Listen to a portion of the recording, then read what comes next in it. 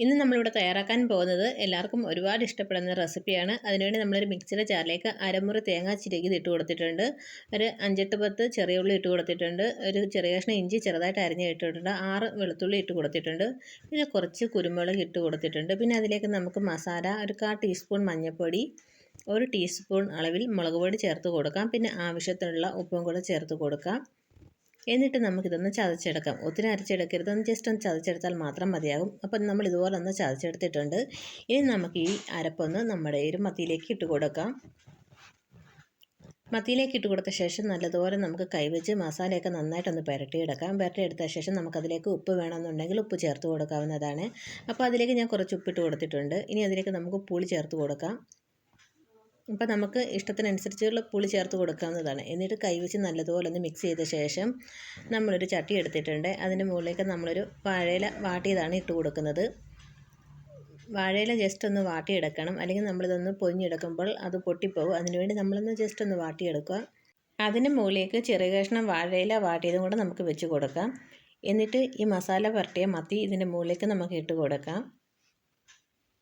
ഇതൊരു അടിപൊളി ഐറ്റമാണ് കേട്ടോ. എല്ലാവരും ഒന്ന് ട്രൈ ചെയ്ത് നോക്കണം. നമുക്ക് ചോറിൻ്റെ കൂടെയും കപ്പയുടെ ഒക്കെ കഴിക്കാൻ പൊളി ഐറ്റമാണ് കേട്ടോ. അപ്പം നമ്മൾ ഈ ഒരു മസാല മൊത്തം ഈ ഒരു വാഴയിലേക്ക് ഇട്ട് കൊടുത്ത ശേഷം ഇനി അതിൻ്റെ മുകളിലേക്ക് നമുക്ക് 1/2 കപ്പ് വെള്ളം കൂടെ ഒഴിച്ച് കൊടുക്കാം. നമ്മൾ ആ പാത്രത്തിലേക്ക് 1/2 കപ്പ് വെള്ളം ഒഴിച്ച് കൊടുത്തിട്ട് അതാണ് ഒഴിച്ച് കൊടുക്കുന്നത്. കൂടുതൽ വെള്ളം ഒഴിച്ച് കൊടുക്കേണ്ട ആവശ്യമില്ല. 1/2 കപ്പ് വെള്ളം മാത്രം ഒഴിച്ച് കൊടുത്താൽ മതിയാകും.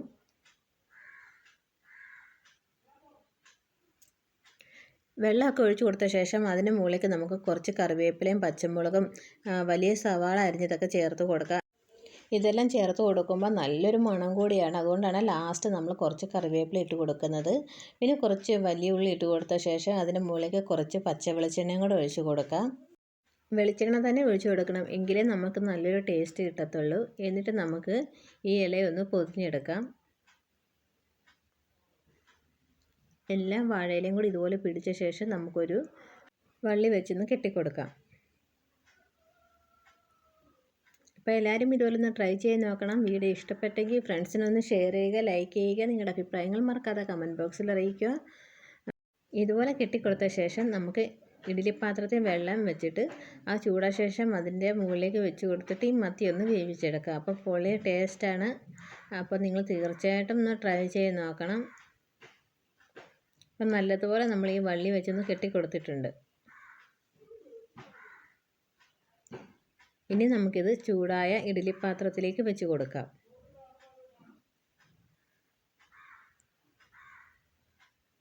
ഇനി ഒരു 10-15 മിനിറ്റോളം നമുക്കിത് ആവിയിലൊന്ന് വേവിച്ചെടുക്കാം.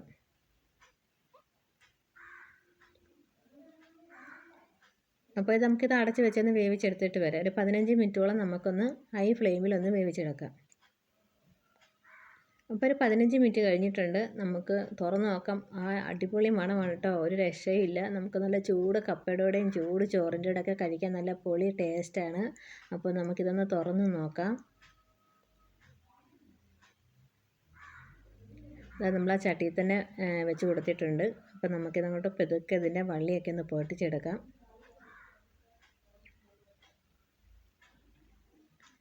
അപ്പോൾ അതിൻ്റെ വള്ളിയൊക്കെ കളഞ്ഞ ശേഷം നമ്മൾ തുറന്ന് നോക്കിയപ്പോൾ എൻ്റെ പൊന്നു മച്ചാനെ ഒരു രക്ഷയില്ല, നല്ല അടിപൊളി മണമാണ്. എല്ലാവരും ഒന്ന് ട്രൈ ചെയ്ത് നോക്കുക. വീഡിയോ ഇഷ്ടപ്പെട്ടെങ്കിൽ എൻ്റെ ചാനൽ ഒന്ന് സബ്സ്ക്രൈബ് ചെയ്യുക. തൊട്ടടുത്തുള്ള ബെൽ ബട്ടണിൽ ഓൾ എന്ന ഓപ്ഷൻ എനേബിൾ ചെയ്യുക. അപ്പോൾ മാത്രമേ ഞാൻ അപ്ലോഡ് ചെയ്യുമ്പോൾ നിങ്ങൾക്ക് അതിൻ്റെ നോട്ടിഫിക്കേഷൻ കിട്ടത്തുള്ളൂ. സത്യം പറഞ്ഞ ഒരു രക്ഷയില്ല, സൂപ്പർ മണം, സൂപ്പർ ടേസ്റ്റുമാണ്. അപ്പോൾ നിങ്ങൾ ട്രൈ ചെയ്ത് നോക്കുക. അഭിപ്രായങ്ങൾ മറക്കാതെ കമൻറ്റ് ബോക്സിൽ അറിയിക്കുക. നമുക്കിത് ചൂടോടെ തന്നെ ഒന്ന് കഴിച്ച് നോക്കാം. പൊളി ടേസ്റ്റാണ്. ആ ഒരു നല്ലൊരു വാഴയിലക്കകത്തിട്ട് ആവിയിൽ വേവിച്ചതിൻ്റെ ഒരു മണവും കൂടെ ഒരു പ്രത്യേകം ടേസ്റ്റും കൂടിയാണ്. അപ്പോൾ നമുക്ക് ചൂടോടെ തന്നെ ഇത് കഴിക്കാം. അപ്പോൾ വീണ്ടും ഒരു പുതിയ റെസിപ്പിയായിട്ട് നമുക്ക് വീണ്ടും കാണാം. Thanks for watching my Unni Kichus curry world. By.